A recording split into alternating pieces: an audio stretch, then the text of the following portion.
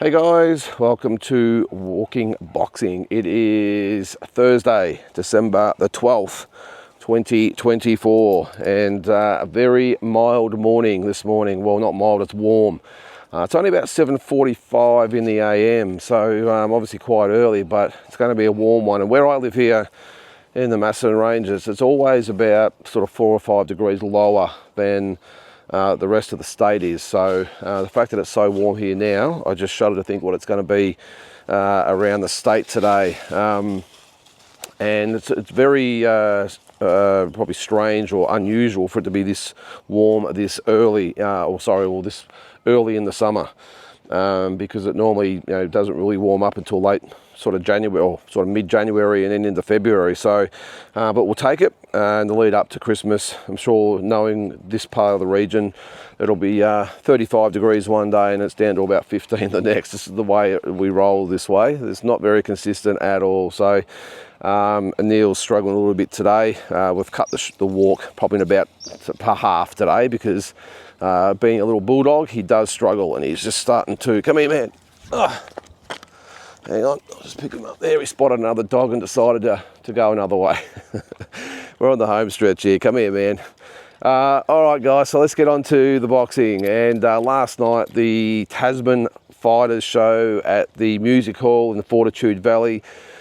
Look, I thought it was okay. Look, at the end of the day, look, it's free, sort of, if you've got the zone up, of course. I thought it was a mixed bag. It was a mixed bag.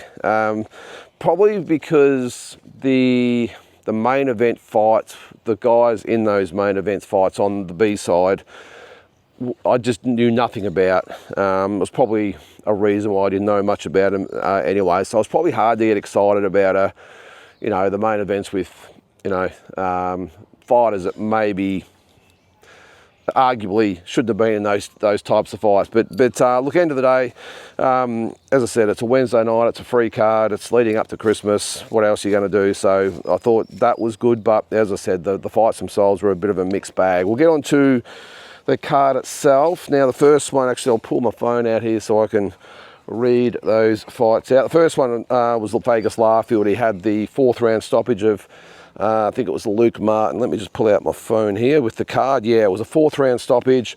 Look, just a good comeback fight for Vegas. We had that loss to Albert Nolan, I think it was. Excuse me.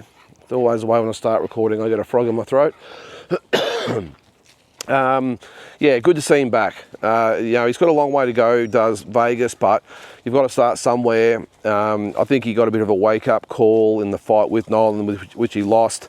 He's obviously taken a little bit of time out of the ring to go back to the gym and work on a few things, which I really like. And he's only young. I think he's only in his early 20s, so he's got plenty of time. He's got a really, really good team behind him. He's, of course, got Benny Harrington in the corner. Glenn Jennings is his manager, so he'll be fine. Wouldn't mind seeing him have maybe 6-7 fights, maybe even 8 fights over the next couple of years, and really just sort of build his record, build his repertoire, I suppose, practice a few things they're doing in the gym. So I like Vegas. He's got a bit of personality, a bit of flair about him as well. Got to love the name, Vegas.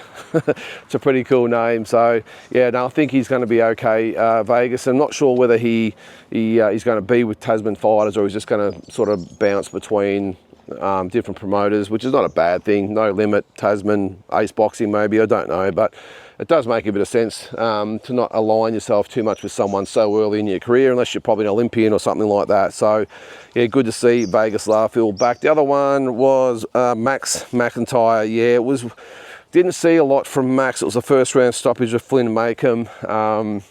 Yeah, look, he's got a lot of potential. Make no mistake about that, does Max. I just probably would like to wait, and as I do with a lot of these young fighters coming up, until they fight some real meaningful competition. And look, it's not bad at the moment. What is he? He's 6-0 now. So he's going to build. He'll probably get another 5 or 6 fights against this sort of caliber and then sort of build from there. But he's definitely got potential. Make no mistake about that. It's just a matter of, as I said, once he steps up, how he can handle the other good fighters, not only here in Australia, but then as he gets into overseas. What was the next one there? Let me just, again, pull out my phone. I normally just have it ready to go, but I've got my hands full with Neil and the camera and the phone and everything. So, then Danny Keating, was it a second round stoppage over Bo Woods, I think it was.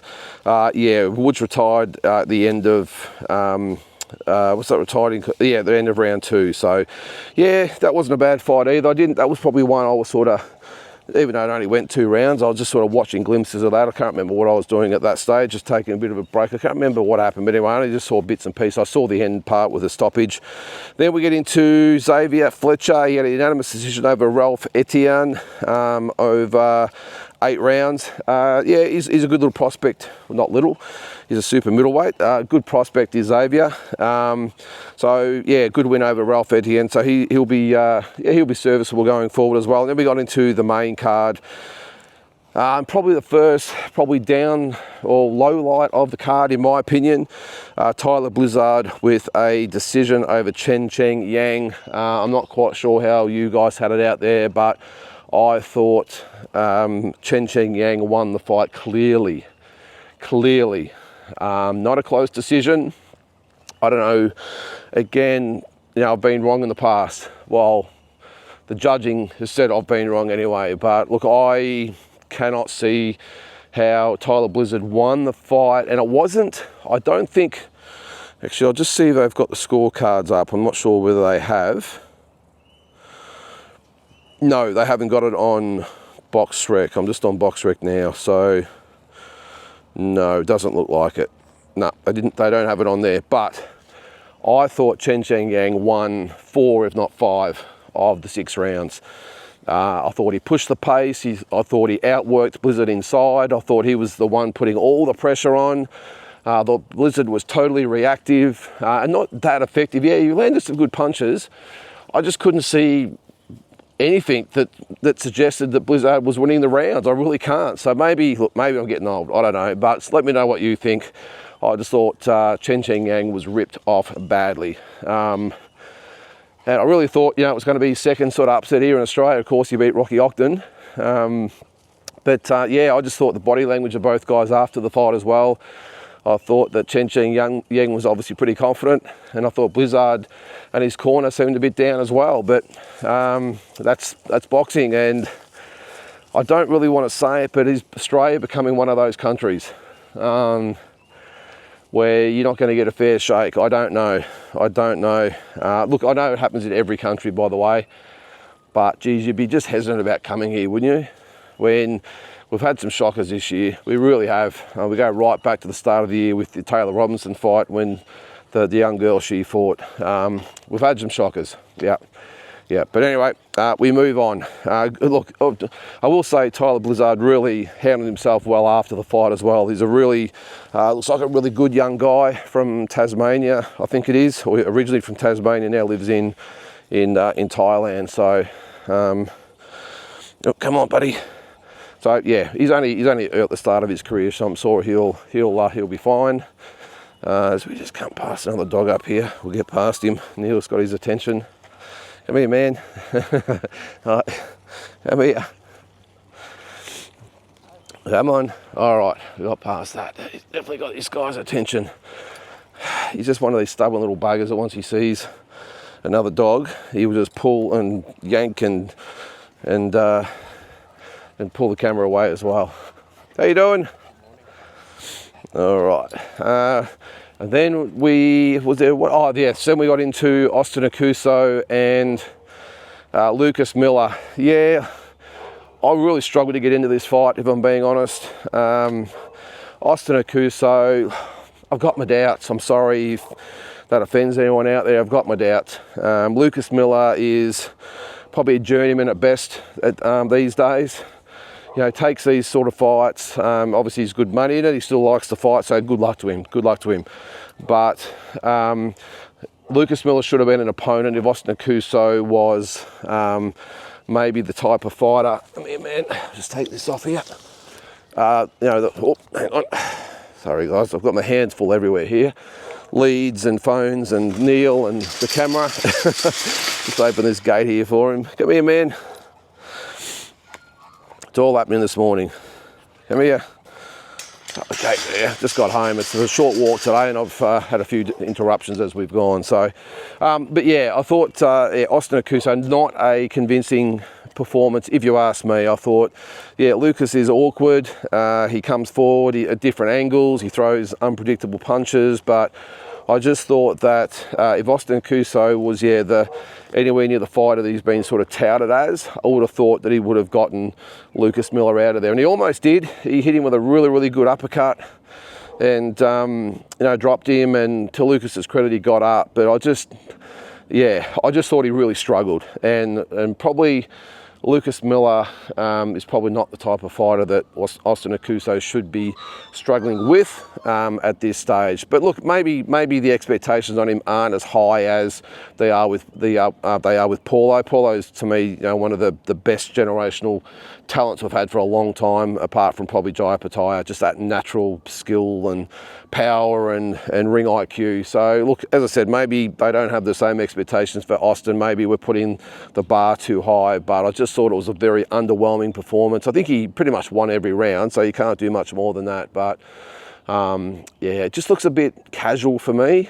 I don't know, maybe I'm just sort of looking into it too much, but he just a bit, he's just, I don't know, is it laid back, or I'm struggling to put my finger on it, but I just think at the end of the day, the bottom line is if he's going to actually go to the next level, he needs to find something. He needs to, probably his work rate needs to probably go up a little bit. Maybe he needs to unload a little bit more. I don't know, but whatever it is, he needs to just up his game a little bit. Just in my opinion, I'm not trying to disrespect the young guy. He's on his journey, but I'm just sort of saying it as I see it. I think he's just got a lot of work to do, and I'm sure he will. He's got great pedigree, obviously, hasn't he? So, all right, so the other fights on the card. Then we got, of course, get into the main two fights, and we had Justice Huni with a second round stoppage of Leonardo Rabudi. Now, at the time watching the fight, or immediately after the fight, I must admit I sat there and thought, what the hell was that? Why would you even bother fighting this guy? But then, of course, he did the interview, and he revealed that he'll probably fight on the Jaya Pataya fight, or the card. So that makes a lot of sense, because I was thinking at the time, I understand they want to keep him busy. He's coming back. They want to get rounds into him. They want to get some guys that he can really unload, offload, or whatever you might want to call it. Unload, we'll call it. Unload at to really get his confidence up. Maybe practice some of the power stuff he's been doing.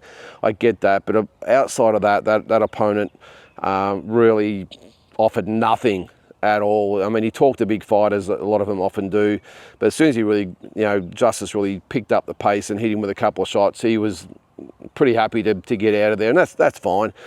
He knows he's there as an opponent, but until Justice said after the fight that, look, I'm looking to get on the Jaya Pataya fight, I was thinking, what in the hell was the use of that fight? So that's good. So hopefully he'll step up again on the Jaya card, get someone a little bit probably more suitable, and we'll see the real Justice Huni. And then we get into the main event, Connor Wallace and Ismail Wellham. Now, I didn't really know anything about Ismail Wellham, if I'm being honest. I saw a little bit on YouTube. I mean, he's 7-1 now. He was 7-0. Hadn't fought, I don't think, outside of South Africa before, I think. But the records of the guys he'd beaten weren't overly great. But I also get it, of course, that Connor probably just wanted to have a fight before the end of the year. And it was just like, who's around that can give him some rounds? And he gave him actually not a bad fight. It was okay. He gave him a pretty good fight. But I don't think he's especially world class, but again, I just think it was one of those fights where Mick Francis just wanted to keep Connor Wallace busy, get him a fight before Christmas, and then reload for 2025. So it was a workmanlike performance from Connor. It wasn't the most impressive fight, only because I think Connor Wallace tried too hard. He just tried too hard to get Willem out of there, and ended up wearing some shots and probably taking some unnecessary risks. But that happens. It happens to the best of the guys. And what he did was he got him out of there. He did what good fighters do, and he got Willem out of there. I'll just get out in the sun a bit here so you can see me. He got him out of there, which is again what good fighters do. So was it an impressive performance? Probably not. But again, just get the win, and then, because he's probably, sort of in limbo a little bit at the moment, if you think about it. I mean, he's got Benavides and Bivol about to fight. He's got Morale and Benavides. Did I say Benavides? Sorry, Benavides and Bivol fighting, and Benavides and Morale fighting. For obviously the undisputed, plus there's interim belts and all this sort of stuff. So he's probably a little bit in limbo, as I said, at the moment. So it's just to keep busy fights. I get it. And Willem, look, he came to fight. He had a crack, but you know, that was probably about it. So as I said, I just think Connor just did what he had to do and got the job done. Went and had a beer with the Irish crew and went home. So that's probably the card in a nutshell. As I said, it was good to have the boxing, but it was a bit of a mixed bag as far as I think the quality of some of the fights goes. But hey, I think maybe I'm getting a little bit picky because of the quality of fights we've had and the quality of cards we've had this year. So I'm certainly never going to react badly to a free card on a Wednesday night leading up to Christmas. So just one other thing before I go, guys. The WBC convention is on in Germany at the moment, and it was interesting to see. I was reading all the notes, the requests. Now, it's just bizarre. If you don't know how this works, you go to these conventions and you pretty much plead your case. So you get up there on the podium and you request things. So I could get up there and go, hey, I request to be ranked in the top 10. This is what you can do. And I request to be ranked here or ranked there or whatever. It's amazing how it works. I just thought in the good old fashioned days, you actually earned your rankings and earned your title shots, and seems to be not the case these days. It comes down to having a representative at the conference, maybe even a lawyer sometimes. The fighters themselves go there and plead their case. I just never thought maybe it's always been this way, maybe I've just never known. I just didn't know it was a matter of just rolling up and pleading your case and asking for this is the WBC I'm talking about, asking for a title shot or a certain ranking, instead of actually earning it. I don't know. But a couple of things that did come out of it, which are interesting, I don't think will, one of them I don't think will happen. One of them involves our guy, Andrew Maloney, who's fighting this Sunday, by the way. He's been mandated to fight Chocolatito in an eliminator. Now, I'm not sure whether that'll happen, but that was one of the things to come out of the WBC convention, is that, the WBC have said Andrew must fight Chocolatito for an eliminator, because I think Andrew's still ranked number 2. One good one I did see was Munguia being mandated to fight Mbili for the interim title, which would be a really good fight as well. I saw Badu Jack reinstated as the cruiserweight champion, so that was good. And interestingly, Sebastian Fundora there, who obviously beat Tim Tszyu back in late March, still doesn't know what he's doing, because the WBC have given him no direction of who they want him to fight. Of course, we all think he's fighting Errol Spence, but who knows what's going on with Errol. And he's there pretty much asking the WBC, what do you want me to do? I mean, this is 9 months after he won the belt. It's bizarre, this world of boxing that we live in. So he did say that, though, he was open to a rematch with Tim Tszyu if he gets a belt, but that's a long way from here, I would think, for Tim Tszyu, whether that fight actually happens again. But just, fascinating things that go on at these conventions. And it was good actually to see that Don Majeski, the legendary figure in boxing, he's American, but he's had a lot to do with Australian boxing over the year with Jeff Fennick and Harding and Bob Tszyu and everyone else now with the Maloneys over there acting on their behalf. So that was really good. So I hope I got that right, by the way. But I know met Don, he's a great guy. He's an American that's had a lot to do with Australian boxing over the years. So if I've got who he's worked with a little bit wrong, apologies, but you get the gist. But that's about it, guys. Let me know what you thought of the fights last night. We've got, of course, the show tomorrow night. The weigh-in will be today for the No Limit on Fox card tomorrow night on Fox TV, of course. So looking forward to that one as well. And I will be doing a live watch along with that. So keep a lookout for that. So, guys, hope you have a great Thursday, and we'll catch you tomorrow.